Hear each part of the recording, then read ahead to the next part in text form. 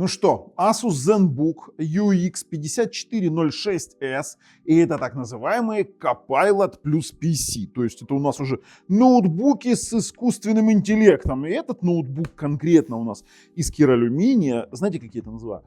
Эстетика ламинированного силикатного кирпича. Ну, есть у меня вот такой вот момент, когда я его трогаю.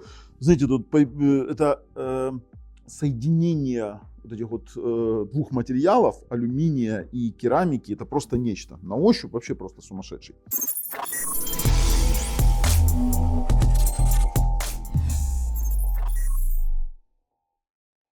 Про то, какие там есть цвета, мы с вами поговорим чуть позже, но давайте немножечко про сам ZenBook. Чем он интересен? Да просто тем, что в нем есть сейчас Intel Core Ultra, ну в данной модели 7, а есть максимальный на девяточке, второго поколения. А это значит, что там есть крутой сам по себе процессор с нейральным процессором, который позволяет нам использовать искусственный интеллект. И это не только там какие-то чат-боты и все остальное. Монтаж видео. Более 300 различных приложений, уже оптимизированных под искусственный интеллект, включая весь пакет программы Dolby.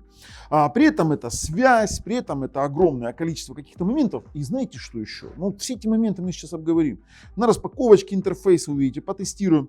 А еще здесь OLED-экран. Открывается одним пальчиком, да? Видели такое? Оп! Вот так вот, знаете, как макбукеры кричат: нифига себе, наши ноутбуки открываются одной рукой. Давайте сейчас его включим. Отдай мне, пожалуйста, люминометр. Я вам объясню. Здесь очень крутой OLED-экран на 120 Гц с покрытием цветового пространства, 133% RGB, DCI-P3 соточка.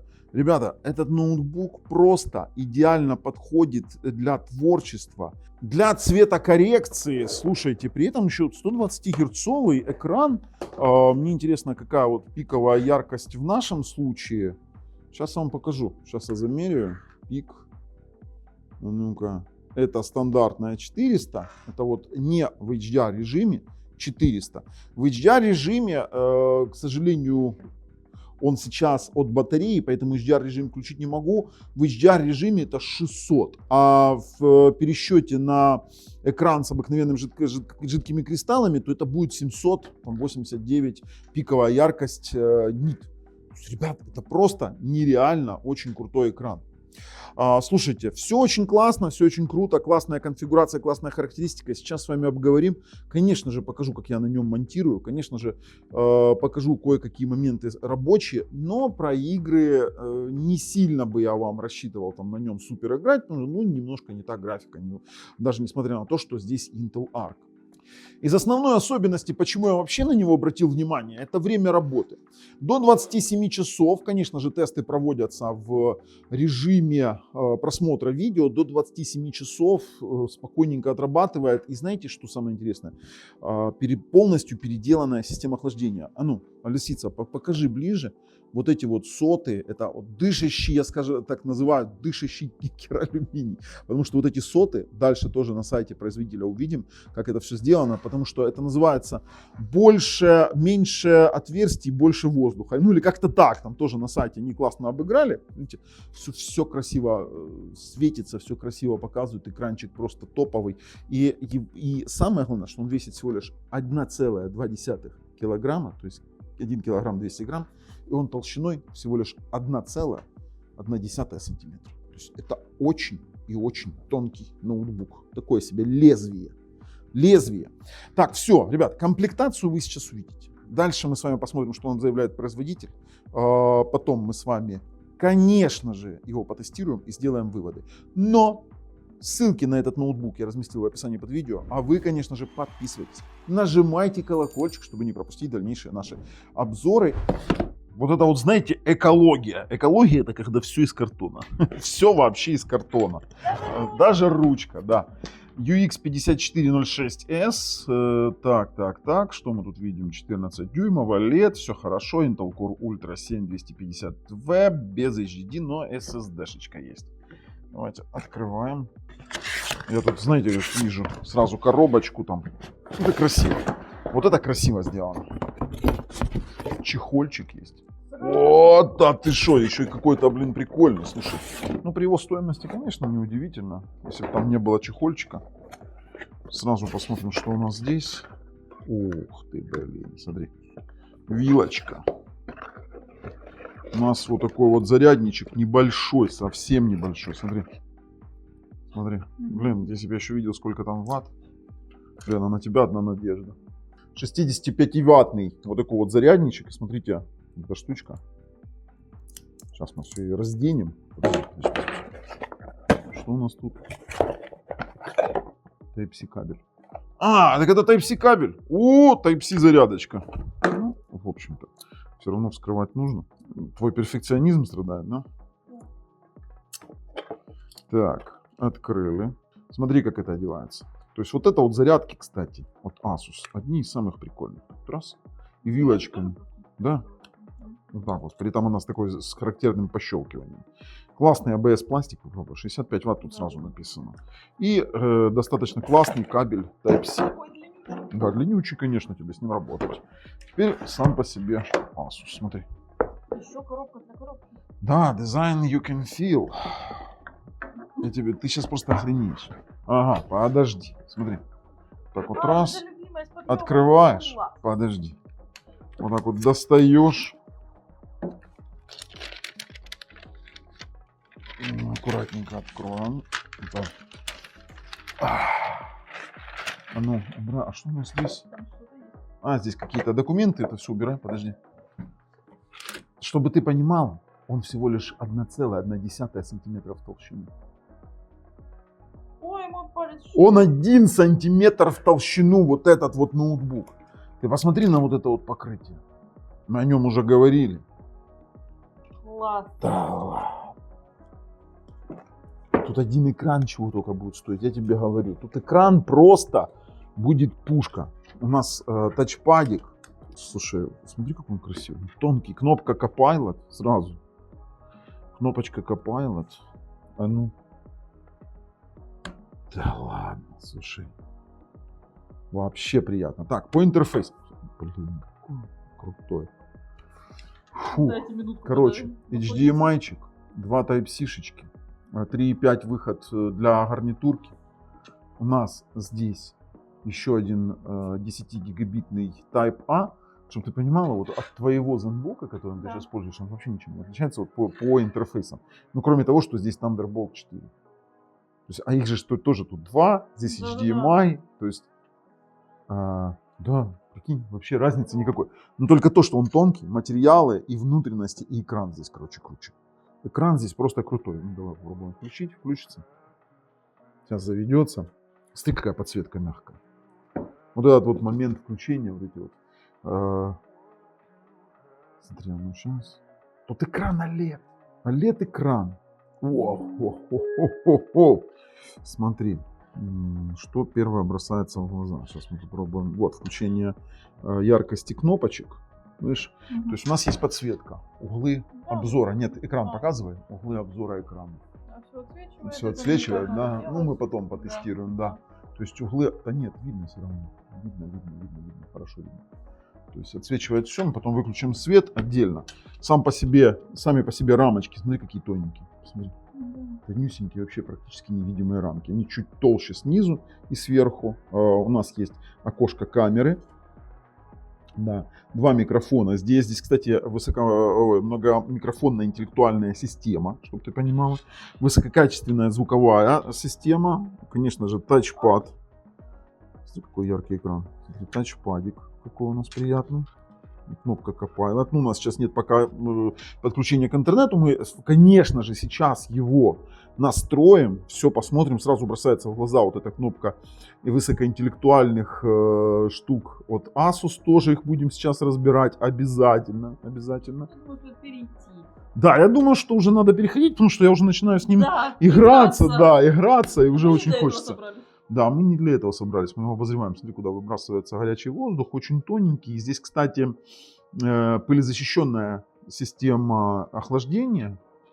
И бояться, что она там сильно загрязняться будет, не стоит. Кстати, даже винты расположены там, где на твоем ZenBook. Да, ZenBook это классический дизайн ZenBook. Он не меняется очень долго. Он может меняться по толщине. Могут добавляться вторые экраны. Вот мы с тобой делали обзор. Материал просто. Я уже говорил, какой здесь материал. Опа! А вот и сайт производителя. Давайте посмотрим с вами характеристики. Asus ZenBook S14 с искусственным интеллектом, 1,1 см толщину. И вот этот вот высокотехнологический материал кералюминий на Intel Core Ultra Series 2. Конечно же, с OLED-экраном. Первое, что мне хочется глянуть, это OLED-экран, потому что OLED-экран здесь вообще просто-напросто шикарный. Реалистичные цвета, само собой. И тут мне интересно именно покрытие. 100% покрытие DCI P3. Так. Сертификация Display HDR 500 True Black. 0,2 секунды, миллисекунды отклик. И теперь смотрим. 133% покрытия с RGB. Pantone Validate, это, короче, чтобы вы понимали, этот экран подходит для крутой цветокоррекции и для редактирования фото именно правильного.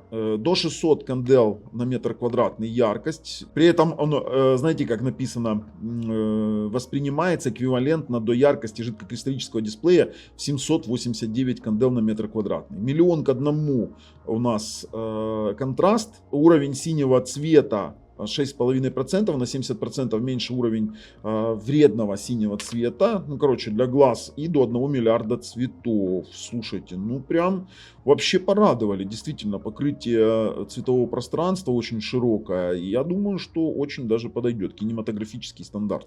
Кстати, для видеоредактирования, с учетом того, что я вам сейчас покажу, что можно редактировать на нем, пожалуйста, в Adobe Premiere все, что хотите, слушайте, класс, очень-очень неплохо. Я вам скажу. Хорошо, порадовали с OLED-дисплеем. Давайте пошли дальше.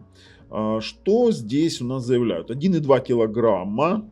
Отлично. 72 ватт-часа.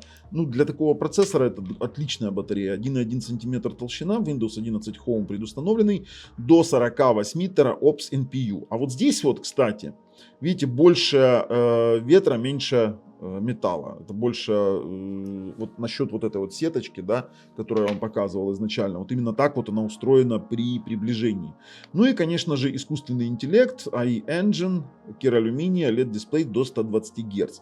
Так, тачпад. Тачпад у нас поддерживает жесты, при этом боковые жесты яркости и регулировки вперед, назад. Знаете, как вот можно даже посмотреть. Это, кстати, очень круто. То есть справа у нас яркость, слева у нас громкость. Кстати, смотрите. Слева громкость и сверху у нас перемотка. Блин, ну круто же. Дальше у нас звук. 4 динамика Harman Kardon. И поехали по корпусу. Корпус, конечно, тут, я вам просто говорю, обалденный. Керамический алюминий, как красиво все показали. Знаете, как я его называю, пока лисицы нету, у него ощущение, знаете, как белого силикатного кирпича, только ламинированного. Вот я вам честно говорю, такой, ну очень приятно. И плюс еще, что он в двух цветах. Скандинавский белый и у нас Зумая серый. Кстати, у меня Зумая серый. Тоненький. Тут они очень много всего пишут. 1,2 килограмма.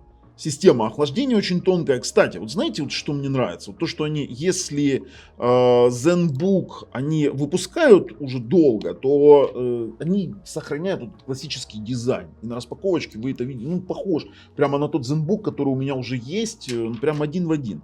То, что систему охлаждения не улучшили, это факт. Тут такая двухвентиляторная, достаточно серьезная система. И зону вентиляции, видите, они сделали вот эти вот ячеистую структуру. Теперь максимальная версия у нас это Intel Core Ultra 9 Series 2 на Intel Arc с Intel iBoost NPU на 1 терабайт SSD PCI Express, 32 гигабайта памяти, которая у нас расположена на модуле на процессорном, то есть ее нельзя не увеличивать, не уменьшать, но она на модуле на процессорном. Не знаю, спорное как для меня решение, Wi-Fi 7, конечно же, и до 28 Вт TDP. Теперь, что они еще тут заявляют интересного? Ну, конечно же, Copilot, высокоинтеллектуальные вот эти вот искусственным интеллектом приложения, которых уже более 300 штук, на секундочку. И знаете, что самое интересное? Интеллектуальный помощник, ну это Copilot, в частности имеют в виду, видеосвязь. Я вам объясню. Дело в том, что тут видеосвязь и связь идет блюр фона, шумоподавление, улучшение картинки, обработка разных эффектов, автоматические субтитры. Это все искусственный интеллект. Создание видео, медиа-центр, кстати, Asus Story Cube, но, честно вам скажу, он сыроват еще. Вот как по мне, так сыроват. И думаю, что его еще доработают. До Google Фото пока не дотягивает. Большой эргономический тачпад мы уже с вами посмотрели. Аутентификация с помощью Windows Hello и, конечно же, инфракрасной камеры. Это тоже круто. И криптопроцессор Microsoft Pluton для защиты конфиденциальных данных. И камера iSense. Слушайте, они сюда столько напихали прикольных вещей, при том, что экран у нас Dolby Vision, Dolby Atmos. Фильтрация синего цвета, это TÜV-сертификация. Слушайте. Быстрая зарядка 60% за 49 минут и 27 часов автономная работа. Чтобы вы понимали, это проигрывание видео. Это проигрывание видео. Слушайте, ну я думаю, что тут нужно еще отметить MIL STD810H. Это, знаете, как они пишут? US Military Grade. Это значит, он отвечает стандартам MIL STD810 на вибрацию, на высотные тесты, на высокие температуры, низкие температуры и на ударостойкость. Слушайте, все, короче, ребят. А вот эти вот функции Glide X и Screen Expert я вам покажу сейчас в обзоре. Переходим уже и делаем тесты. Знаете, чего я сейчас делаю? Я сейчас монтирую ролик, свой же ролик в Adobe Premiere. При этом с наложениями, видите, многопоточное видео. И я вам скажу, это в полном предпросмотре. Вот, пожалуйста, в полном предпросмотре. У меня нет вообще ни одного вопроса в полном предпросмотре монтировать видео. Оно просто-напросто отрабатывает. Я специально сейчас вот включил вам диагностическое окно. Давайте посмотрим. У нас рендеринг FPS 115-99. Ребят, он может работать с достаточно тяжелыми видео. То есть, если он в фулке, сейчас прямая съемка Rendered FPS 100 там с чем-то. То есть у него есть все возможности нормальной работы с Adobe Premiere. То есть у него есть аппаратное ускорение, скорее всего это OpenCL. Сейчас посмотрим. Смотрите, то есть у нас там раз там включается переход. А ну сейчас пойдем мы в настройки.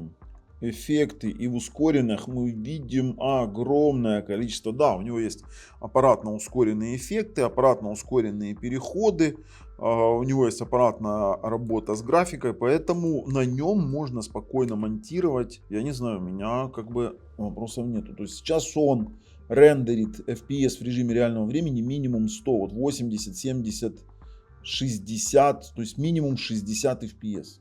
Это в 709 профиле. Поэтому для какого-то монтажа каких-то видеопроектов я не скажу, что он будет, допустим, рендерить у вас там в предпросмотре на фулле 4К 60 FPS в HDR. Нет, вам в любом случае вы должны будете либо понижать качество предпросмотра, либо должны будете, допустим, делать какие-то прокси. Но то, что здесь можно работать с Adobe Premiere, это уже факт.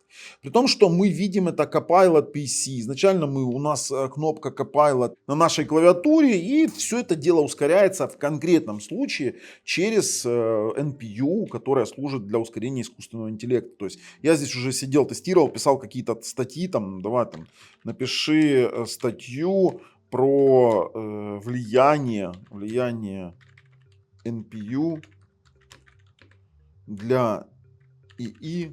Вот так вот, в Intel Core Ultra 7285. И вот, пожалуйста, влияние на статью. В последнее время Intel представила преимущества, и он это делает быстро, плавно и удобно. То есть это действительно будет ускорять даже работу Copilot, да, Copilot, как мы его называем, в таком варианте. Но здесь это совсем не для тех целей. Он может работать с искусственным интеллектом в плане ускорения генерации картинок локальными какими-то фотошопом. Например, Adobe, пакет программ Adobe полностью поддерживает эти процессоры. Вот, пожалуйста, сейчас я включу. И хотя CPU ID не знает еще этих новых процессоров, но кое-что подсмотреть мы можем. Вот, пожалуйста, Intel Core Ultra 7258V, Lunar Lake, 17 Вт, 17,7 нанометров. У нас кэш третьего уровня 12 мегабайт. У нас есть 4, получается, 4 производительные, 4 for performance и 4 low power, 4 энергоэффективных ядра. То есть 8 потоков у нас. Также мы видим, что у нас здесь он прыгает ядро уже до 4,2. в каких-то моментах. Сама по себе у нас плата этого компьютера основана на PCI Express 4 X4, поверьте. DDR5 у нас 32 гигабайта, 4 по 32 у нас канала. То есть это две планки, скорее всего, она распаянная. Я не знаю, честно говоря, туда не заглядывал. Но сам факт того, что DDR5 может работать в субканалах по 32 бита. Поэтому двухканальный режим 64-битный разбивается на 4 канала. Можем, конечно же, побенчить, но, именно потестировать, но особой производительности как процессор, это совсем другая, скажем так, идеология процессоров. Мы не можем его сравнивать с похожими процессами, это будет немножко неправильно. То есть именно не с похожими, а с другой архитектурой. Потому что это совсем другие процессоры с другой идеологией. Сюда не входит NPU сопроцессор для тестирования, поэтому мы не получим его реальной производительности. И, допустим, в одноядерном тесте из того, что мы смотрели, Intel Core i9-9900KF ему проигрывает. А если брать в многоядерной, тут и сравнивать, то есть там в Intel Core i9-9900KF было 8 ядер, 16 потоков, а здесь 4 ядра мощных, 4 энергоэффективных на 8 потоков. Да, и у нас здесь получается они приблизительно там в одинаковом какой-то весовой категории. То есть о чем говорить? Да? Intel Core i7 10-го поколения проигрывает в одноядерном тесте, Intel Core i9 10-го поколения проигрывает в одноядерном тесте. Но лучше тестировать, конечно, на AIDA 64 Extreme, именно Checkmate, это их новый тест, там больше база процессов, и PhotoWorks. PhotoWorks, кстати, вполне возможно будет включать даже возможности NPU, потому что это конкретно берется 10 изображений, загружается, там его рендерит, поэтому будем что-то думать. Здесь, видите, Checkmate все-таки не очень правильно определяет, но это вот он обгоняет 6-ядерный Core i7 8700 и где-то вот он на уровне немного не дотягивает до 10-ядерного Core i9-10900. А вот в PhotoWorks интересная ситуация может получиться. То есть для офисных задач, для рабочих задач это более чем достаточно процессор. Просто, я не говорю, что это игровой процессор. Поиграть вы здесь можете, конечно, без проблем. Например, там, вы видите, у меня там огромное количество игр. Если подключить внешку, там какую-нибудь видеокарту на внешнем на eGPU, то это будет, конечно, полноценный игровой комп. Но на таком варианте, я думаю, что Hearthstone, StarCraft 2, там какие-то незатейливые игры, в танчики спокойно можете побегать. А здесь зато мы обгоняем в PhotoWorks при помощи нашего NPU ядра, да, NPU вот этого сопроцессора, 16-ядерный Ryzen 9 7950X. И вот вам ситуация 16-ядерный. И обгоняем 16-ядерный Core i9 12900K, потому что этот процессор имеет свою нишу. Это не просто процессор по типу Intel Core i9 12900K. Да? Она чуть-чуть не дотягивает буквально там до 24-ядерного Core i9 13900. Это в обработке. Конкретно фото. PhotoWorks это классный, кстати, тест. Поэтому здесь он нам как бы и не интересен уже больше там сравнивать с какими-то другими процессами в обыкновенных задачах нет смысла. Про графику мы не знаем практически ничего, знаем только, что это Intel Arc 140V GPU, 16-гиговый, как они пишут в скобочках, но память, скорее всего, динамическая, либо распаянная. Я честно вот вам скажу про технологии ничего его не знаю, слишком он новый, его не знает ни GPU-Z, ни другие программы пока что. А вот стоит здесь N2 NVMe SSD, Western Digital на 1 терабайт, на PCI Express 4 X4, NVMe Express 1.4, 40 градусов на текущий момент. Давайте попробуем запустить бенчмарк и посмотрим, что у нас получится. Будем сейчас обновлять постоянно температуру, вернемся через пару, скажем так, секунд для вас. Ну и как мы видим, смотрите, 4998 на чтение, 3447 на запись в прямом чтении, даже в рандоме у нас очень неплохие показатели. То есть это хороший диск с хорошей скоростью, поэтому у нас вопросов нет. По температуре максимально, что она поднимала 64 градуса на пару секунд в тестах именно на прямом чтении при полной нагрузке. Это не превышает его заявленные характеристики, в характеристиках самой системы, самого диска до 70 градусов. Это нормальная температура считается, просто что здесь у нас стоит порог 60 в самой программе. Мы можем задать ее, допустим, 70 даже. Но с дисковой системой у нас нет вопросов. Слушайте, есть еще такой классный тест PC Mark 10, который оценивает компьютер для рабочих возможностей. Мы провели тест, и что самое интересное, он везде одинаково высоко набрал. И в работе с приложениями и видеоконференц-связью, и в работе с продуктивностью таблицы и написания документов, и даже с работой с видео. Тут вообще с видео, с мультимедиа материалами, с цифровым контентом вообще такой интересный нонсенс. Но посмотрим на именно на расширенные детали. Меня интересует температура процессора, которая была максимально зафиксирована. 85-86 градусов в пике в рендеринге. Это максимально, что было. А так температура у нас при средних показателях не поднималась 50, 60, 70, 50, 60, 70. И было еще видеоредактирование 72, 84. То есть 85 градусов это в видеоредактировании. И в рендеринге у нас она тоже поднималась до 86 градусов. Это только в работе с видео. В остальных всех вариантах максимальная пиковая температура была, сейчас я вам скажу, 81 градус в каких-то тоже невероятных режимах работы.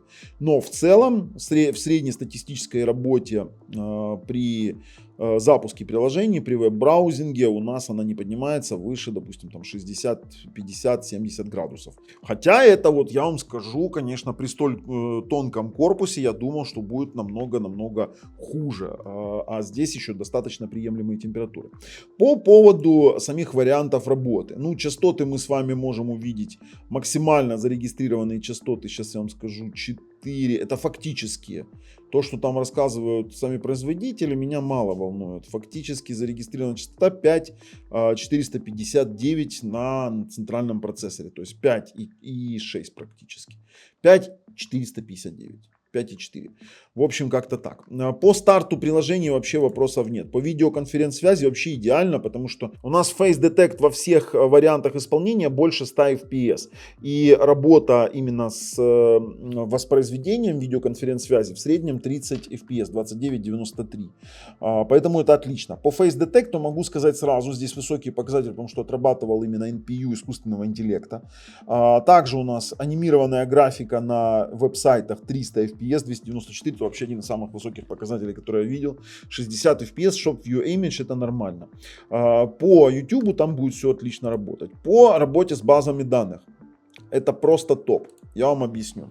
Вот это вот показатель, рекалькуляция Монте-Карло, это один из самых крутых и тяжелых тестов для рабочих машин по рекалькуляции большой базы данных. То есть, когда изменяется, допустим, объем базы данных, даже в тех же самых Excel, в том же самом Excel при большом количестве формул, при копировании либо перемещении большого объема данных происходит рекалькуляция. Так вот, Монте-Карло это тестовый, скажем так, файл, который рекалькулируется при определенных обстоятельствах, и, например, на N100 он занимает 300 секунд. На, допустим, том же Core i9 он будет занимать больше, чем здесь. А здесь это всего лишь 5,7 секунд на огромную базу данных. Ну и написание документов вообще отлично. Он подходит для полной работы с Excel, с любыми базами данных, с веб-страницами, с любыми базами данных. А вот теперь по фоторедактированию. По фоторедактированию вообще идеал. Просто идеал. Все работы, которые связаны с шумами, размыливанием, с какими-то денойзами, масками, это все обрабатывается NPU искусственного интеллекта, и у нас набрало фантастические 16 662 балла. С учетом его характеристик экрана, он идеально подходит для работы с графикой, идеально подходит для работы с фотографией, со всем чем угодно. Gimp, Adobe Photoshop, любое приложение будет работать. Рендеринг и визуализационный скор. Он рендерит графику 105 FPS в секунду, и рейтрейсинг, трассировка лучей 26 FPS в секунду. Он подходит для рендеринга и подходит для видеоредактирования. На лету тяжелое видео он спокойно обрабатывает 33 кадра в секунду, поэтому у меня вопросов по работе с графикой видео для данного ноутбука нет. А насчет, допустим, мультимедийных возможностей, ну да, нам для мультимедийных возможностей, во-первых, нужен будет достаточно быстрый быстрый интернет, поэтому мы с вами сейчас протестируем Wi-Fi. Здесь у нас Wi-Fi 7, сейчас он пошел тестироваться на наш BE7000, и мы видим 1,6, 1,7. Если бы у нас был сейчас роутер на 6 ГГц, то поверьте, 2,5 гигабита мы бы здесь получили очень даже спокойно. Потому что здесь у нас стоит 320 мегагерцовый модуль. Сейчас я вам покажу. Смотрите, у нас стоит Intel BE201. Это, кстати, очень хороший 320 мегагерцовый Wi-Fi 7 модуль, который может работать еще и в мультилинке. Отлично. То есть 2.4 модуль мы сейчас тоже с вами должны протестировать. Кстати, 2.4 у меня максимально было. Я закачивал игры, короче, 300 мегабит. Я думаю, что так медленно? А оказывается, на 2.4 модуля это работали. Сейчас проверим. Стартуем. Ну вот, пожалуйста, 230-200, там, пиковое значение. Ну, игры просто в мультипотоке качались, поэтому, да, там у меня было пиковое значение 300 мегабит, это сам Steam показывал. 200 мегабит, отлично, 192,9 на, допустим, те же самые, ну, он, пожалуйста, 270, 280 в пиковом значении было. То есть это отлично. Раз мы уже в браузере, мы можем с вами протестировать, допустим, какие-то мультимедийные возможности. Это тоже обязательно необходимо. 4К ролик. Давайте развернем его на большой экранчик. Выберем обязательно разрешение обработки 4К 60 FPS. Разворачиваем и включаем статистику для сисадминов. Здесь у нас 0 дропов, все идеально отрабатывает. Этот ролик я создавал сам для тестов оборудования, такого как ноутбуки, ТВ-боксы, и здесь претензий по мультимедиа вообще быть не может. То есть мы с вами здесь получаем максимальную производительность, при этом он подходит идеально для браузинга, большой объем памяти, большой объем вот этих вот, вернее, большая производительность этих всех действий, именно всех ядер, вот этих вот любимых там и плюс еще экран. Ребят, на этом экране смотреть не то, что можно, а нужно. Это классный OLED-экран с классной яркостью, с классной цветопередачей и с бесконечным практически контрастом. Вот, я на Netflix, включаем какой-нибудь фильм и смотрим тогда, когда вам хочется, что вам хочется. С мультимедиа действительно на такого рода ноутбуках вообще проблем не должно быть. Да их здесь и нет. Действительно очень-очень классно все работает. Поэтому по веб-браузингу, по мультимедиа все отлично. По поводу вот этих вот фишек искусственного интеллекта, здесь есть у нас StoryCube, это фирменная фишка. Давайте запустим StoryCube. Выберем папку, и он работает конкретно с фотографиями, с мультимедийными вашими файлами. Даже у нас есть тут управление с такими спрятанными лицами. А почему? Потому что у нас здесь есть альбом искусственного интеллекта, он еще не нашел ничего. То есть пока это все загружается, обрабатывается, со временем это все обработается, и потом он будет вот по типу Google фото предлагать вам различные варианты, он раскидает людей по лицам. К тому же у него есть импорт из OneDrive, из iCloud. Вот у нас пошел он разбивать по сценам. Все это со временем здесь появится. Сцены, люди по дням. И будет очень классный поиск. Вы просто сможете очень быстро искать. Вот он сейчас расформировал по портретам. Это нарисовало меня там искусственный интеллект. Рисовал, кстати, тоже здесь чего-то натворил.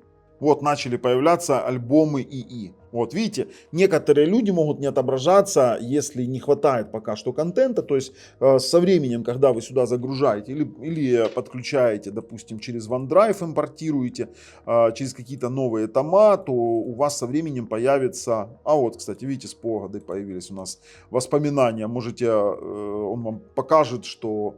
Пожалуйста, там, допустим, вспомните о нем. И мало того, он еще потом сотворит какие-то высокоинтеллектуальные, вернее, искусственно-интеллектуальные видосики. Честно вам скажу, это такая себе замена Google фото. Если вы не хотите платить за Google фото, я использую Google фото, я вам просто говорю это сразу. Я пока не переходил на StoryCube. Очень интересно посмотреть, как это будет работать в большой перспективе, насколько это потом станет... Почему я дети? Почему дети? Почему он меня отнес к детям? Ну, есть как есть. Это еще не идеально. Я вам просто говорю, это не идеально. И для тех, кто скажет, что это работает идеально, я никогда не поверю. Но почему-то я здесь дети. Нифига себе дети. Ну, вот отнесло меня к детям. Ну, такой себе, да, ребенок такой, да. Копия. Копия ребенок, да. То, что он есть, это, в принципе, я должен был вам показать. А вот то, на чем я хочу остановить внимание, это, допустим, это у нас Intel Unison. Очень прикольная штука по совместимости с вашим телефоном, где вы можете очень быстро через Wi-Fi обмениваться файлами. Можете добавлять файлы прямо в телефон одним кликом. Вы можете управлять галереей. Кстати, вчера я фотографировал у нас в Запорожье ночью северное сияние. Это очень красиво. И вы можете даже просто-напросто совершать звонки со своего телефона, допустим. Вот ваш телефон просто где-то лежит, вы можете звонить прямо со своего компьютера. Это очень удобно. Это действительно, вы можете работать с сообщениями, поэтому классная тема. Она здесь тоже есть. Так же, как и фирменные фишки от Asus по типу Glide X, которые позволяют там зеркалировать смартфоны. Конечно же, вот эти вот My Asus фирменные. Давайте там обновляйте, там все что угодно. Фирменное приложение My Asus, и есть вот такая вот штука, как Glide X по управлению, допустим, вернее, по совместным действиям с экраном вашего телефона, либо наоборот. Смотрите, то есть просто-напросто у нас есть зеркалировать экран вашего смартфона. Для этого он вас попросит переключиться на Wi-Fi 5 ГГц. И вот это вот, видите, у нас есть любимое устройство. Для того, чтобы нам подключиться первый раз, нам нужно сосканировать и запомнить о том, что оно любимое. Вот, пожалуйста, у меня сейчас есть мой смартфон. Вот он висит рядышком, Glide X. Очень красиво это все выглядит. При том, что я ж могу не просто, допустим, управлять им как смартфоном, да, там. То есть мы имеем вот такой вот прикол. И при этом мы можем делать не только, допустим, зеркало, мы можем расширить, и будет у нас наш, скажем так, смартфон вторым экраном. Лен, иди поснимай, как это выглядит. И вот, пожалуйста, вот два рядом снимай. Вот, пожалуйста, смотрите. Это вот как второй экран у нас становится. Вы можете так подключить не только смартфон, можете так планшет сделать. То есть у вас будет второй экран просто-напросто, который сделан. Вот мы включим сейчас дикую реку, пускай воспроизводится. Сейчас вот воспроизводится. Можем перетянуть сюда и можете смотреть на этом экране видео. Пожалуйста, вы можете кино включить на втором экране, как второй экран. Прикольно? Ну, очень.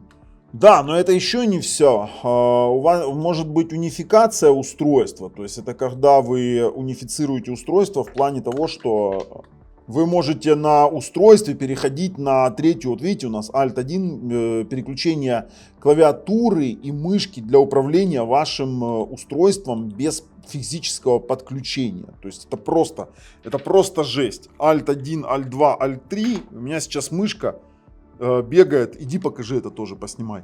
То есть это просто жопа, я тебе говорю. Ты просто без подключения,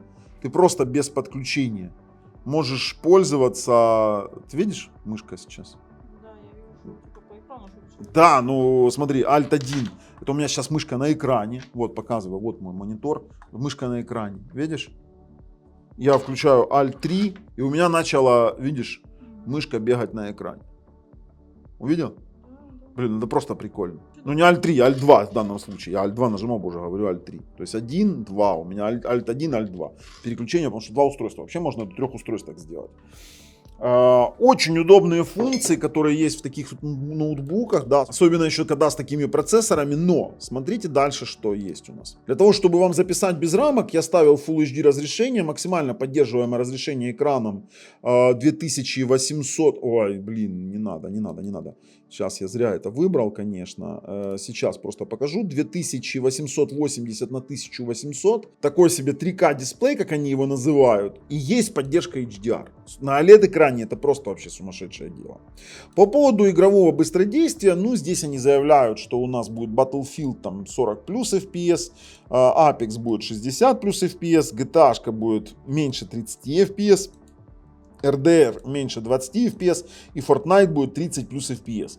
3855 FPS, 3855 в 3D Mark на TimeSpy, и тут у нас качает немножко и графика, и сам процессор, но это не для того разработано. Игры не используют возможности ядер искусственного интеллекта. Допустим, в том же PUBG у нас будет там не больше 30 FPS. Мы можем единственное пойти в настроечки, давайте, если мы снизим здесь до Full HD и поставим, допустим, очень низкие настройки, то мы во что-то еще сможем поиграть. Ну, не игровой это компьютер, я вам честно скажу, не для игры, не для таких игр он там предназначен. В том же самом Киберпанке что-то возможно когда-то, когда появятся у нас уже игровые возможности, оптимизируется эта графика ARC. У нас это будет, пожалуйста, 38, 36, иногда в просадках меньше 30 FPS. Но я должен говорить вам правду. Хотя на этих ноутбуках играть, конечно же, не стоит. Тут у нас пошла просадка 11, 9, 4 в некоторых моментах. Нет, я даже не буду над этим издеваться, не буду над ноутбуком издеваться. Видите, у нас активность ЦП 100%, графика тоже у нас залезла там куда-то в непонятные дела. Возможно, когда-то, но не на этом ноутбуке. Хотя, если на него наляпать eGPU через Thunderbolt фугануть и туда поставить хотя бы какую-нибудь 4060 карту или какую-нибудь третьего поколения даже можно найти, то будет, я вам скажу, работать очень даже ничего. И в тот же самый PUBG больше 100 FPS спокойно погоняете. Я когда-то это делал даже на стареньком своем зенбуке на 14 дюймов. У меня есть еще на Intel Core i7, непонятно какого там поколения старого.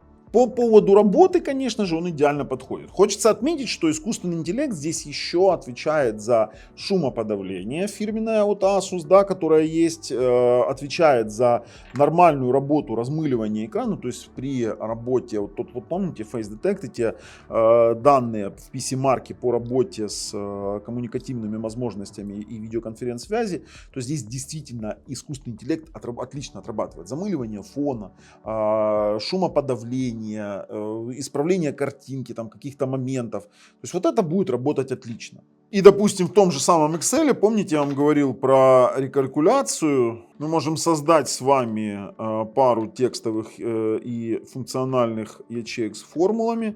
Там, допустим, это умножим, потом разделим на определенное число, потом опять текстовая ячейка, а потом вычисляем квадратный корень из... Нет, тут SQRT функция. Из вот этого числа.